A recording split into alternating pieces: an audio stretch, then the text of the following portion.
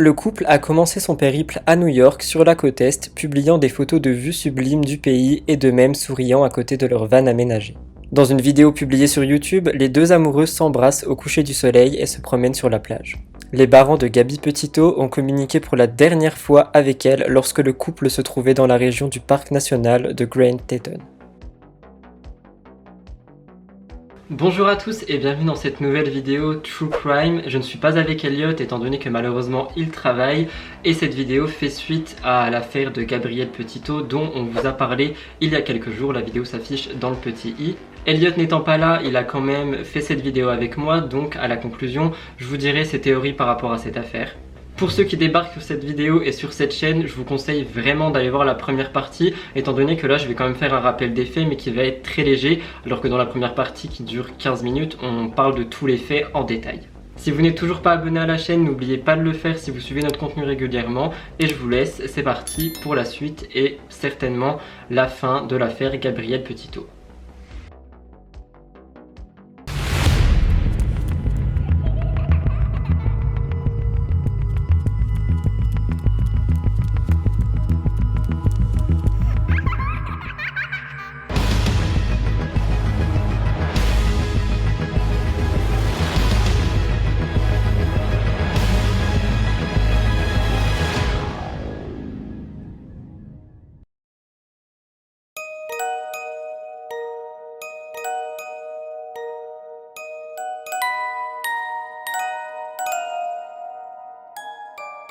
Remains found in a vast national park confirmed to be Gabby Petito. Now a new search intensifies at this hour. Now the second mystery in this tragic case intensifies. This is the search for Gabby's fiance, Brian Laundrie. Investigators continue to comb a massive Florida reserve for Laundrie, a person of interest in her disappearance.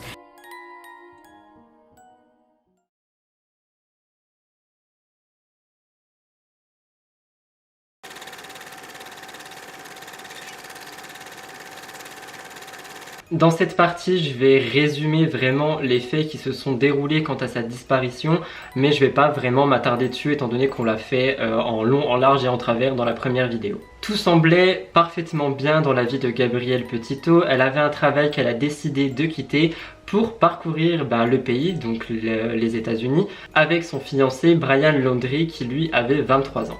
D'ailleurs, des milliers d'internautes vont suivre leur périple, notamment sur Instagram mais également sur YouTube, car ils ont ouvert une chaîne pour suivre toute leur aventure et tout le road trip. D'ailleurs, petite parenthèse, mais je trouve que c'est un des meilleurs éléments pour cette affaire, étant donné que vu que ça a été beaucoup documenté, les gens peuvent vraiment essayer d'enquêter, de voir ce qui s'est passé.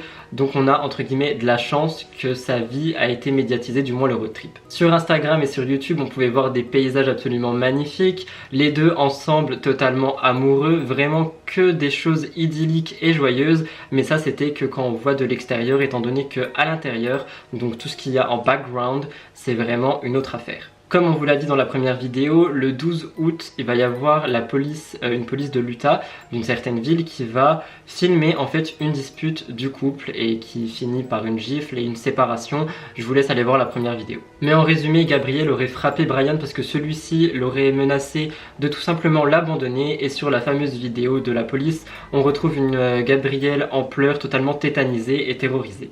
Et comme je l'ai dit, à cause de toute cette dispute, la police a conseillé et a fait en sorte que les deux passent la nuit séparément. Et c'est à partir de là que les contacts entre Gabriel Petito et sa propre famille vont vraiment commencer à diminuer.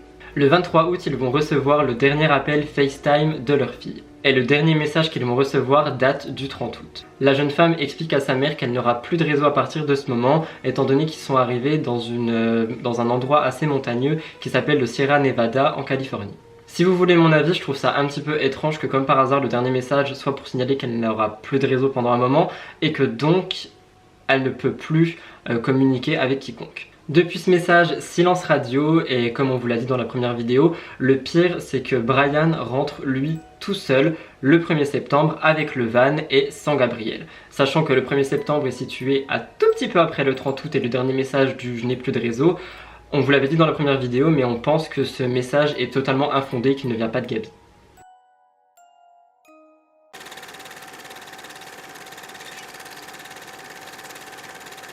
Ce dimanche 19 septembre 2021, les autorités du Wyoming ont retrouvé un corps. À ce moment-là, quand ils ont retrouvé le corps, ils se sont tout de suite doutés qu'il s'agissait très fortement du corps de Gabrielle, étant donné que tout concordait, il y avait beaucoup de ressemblances, etc. Et l'affaire va passer d'une disparition à un homicide. Le FBI indiquera quelques temps plus tard, il me semble que, je sais plus si c'était dans la même journée ou le lendemain, mais enfin bref, ils vont faire une autopsie du corps évidemment et ils vont se rendre compte que oui, la réponse est positive, il s'agit bien du corps de Gabrielle Petito qui avait disparu quelques semaines auparavant. Le médecin légiste du comté de Teton, le docteur Brent Bleu, a confirmé que les restes du corps sont ceux de Gabrielle Venora Petito. La constatation initiale du légiste concernant la cause du décès est un homicide. La police fédérale ajoute cependant que la cause officielle du décès sera confirmée par les résultats finaux de l'autopsie.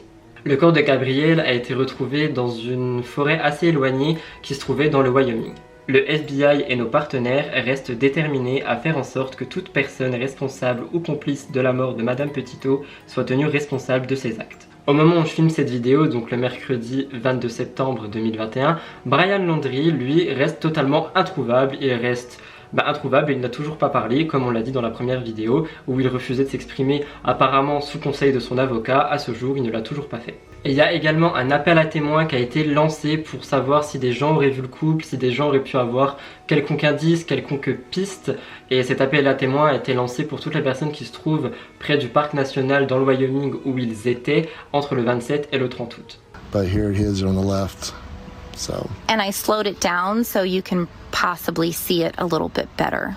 Jen and Kyle Bethune said on social media they were in the area in late August and recalled seeing a white van that matched the one being driven by Gabby and her fiancé. Her body found on Sunday, not far from the location they've identified. We were heading back on this long dirt gravel road.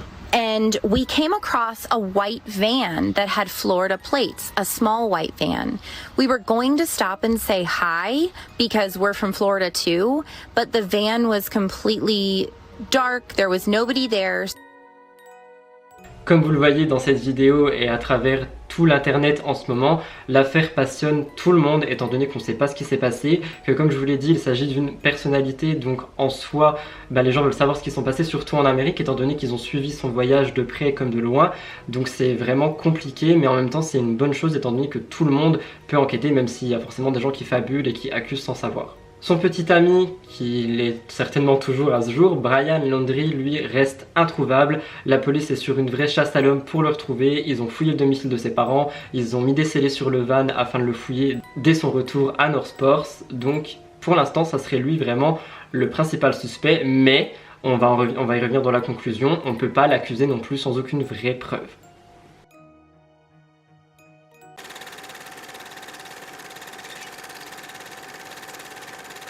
Comme on vous l'a dit et comme je vous le répète depuis le début de cette vidéo, Brian Laundrie a refusé de parler aux autorités et de dire tout ce qu'il savait avant de disparaître. Il faut savoir que d'après la famille des Petito, donc la famille de Gabrielle, la famille Laundrie, donc la famille de Brian, saurait énormément de choses quant à la disparition de Gabrielle, à ce qui a pu se passer, etc. Et apparemment tout le monde a décidé de se taire. L'affaire étant toujours aussi médiatisée et faisant toujours aussi parler d'elle, la police américaine a littéralement lancé une chasse à l'homme pour retrouver Brian. Cette traque faite par la police américaine et le FBI se déroule dans des zones assez importantes et assez marécageuses en Floride vers North Sports. La réserve de Carlton est une zone vaste et hostile par moments. Elle est actuellement inondée jusqu'à la taille à de nombreux endroits. C'est un travail dangereux pour les équipes de recherche qui avancent à travers les marais infestés d'alligators et de serpents. Il faut savoir que les enquêteurs sont également sur une autre piste, c'est la piste d'une photo qui a été prise ce lundi à environ 800 km où tout ça se déroule, mais c'est dans la ville de Baker. En fait, c'était un homme qui chassait et qui a certainement pris une photo en pensant que c'était une proie, c'était le lundi matin. Je vous laisse la photo à l'écran. On peut y voir un homme chauve et portant un sac à dos, deux éléments correspondant au descriptif de Brian Laundrie. Mais à ce stade, il n'y a absolument aucune preuve et aucun indice comme quoi il s'agirait bel et bien du même homme. New video of the search obtained by NBC News shows just how treacherous it is to search inside the Carlton Reserve. From above, you can see how dense it is, spanning over 25,000 acres.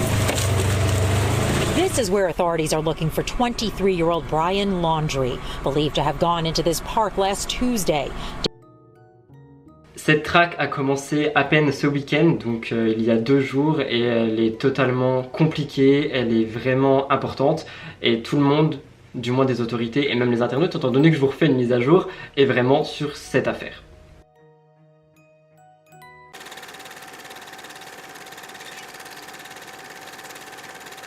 Concernant les théories pour conclure cette vidéo, il y en a pas mal. Donc déjà il y a évidemment celle comme quoi Brian serait coupable, que ça serait lui qui aurait tué Gabrielle.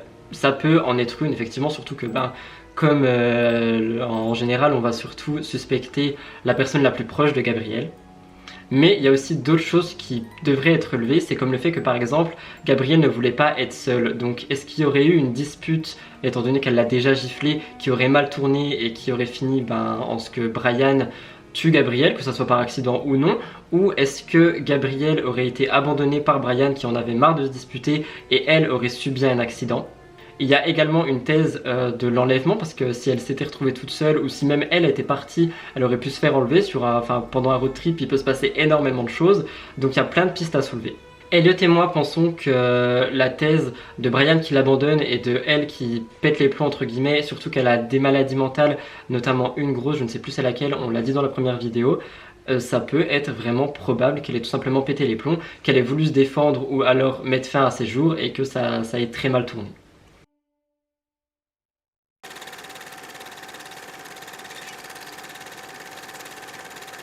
Mais vous, qu'est-ce que vous pensez de toute cette affaire? Dites-le nous dans les commentaires, on va les lire et y répondre comme d'habitude.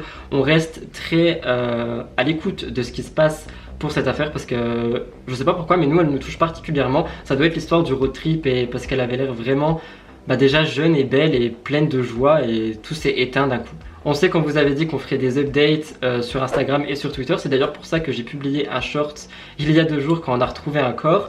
Mais là, quand on a vu tout ce qu'il y avait, on en a parlé et on s'est dit que c'était mieux que je filme cette vidéo pour que vous ayez une update et pour que vous compreniez mieux, étant donné que dans les commentaires vous avez dit que vous ne compreniez pas tout. Si la vidéo vous a plu, n'oubliez pas de la liker et de vous abonner à la chaîne, de partager cette vidéo au plus grand nombre pour que cette affaire continue d'être ébruitée et que tout le monde vraiment se lance dans une recherche de Brian Laundrie, parce que sachant qu'elle devient vraiment internationale, tout le monde peut mettre sa pierre à l'édifice. Moi je vous dis prenez soin de vous, à très bientôt dans une nouvelle vidéo et on se retrouve samedi pour une vidéo en duo Murders Explained.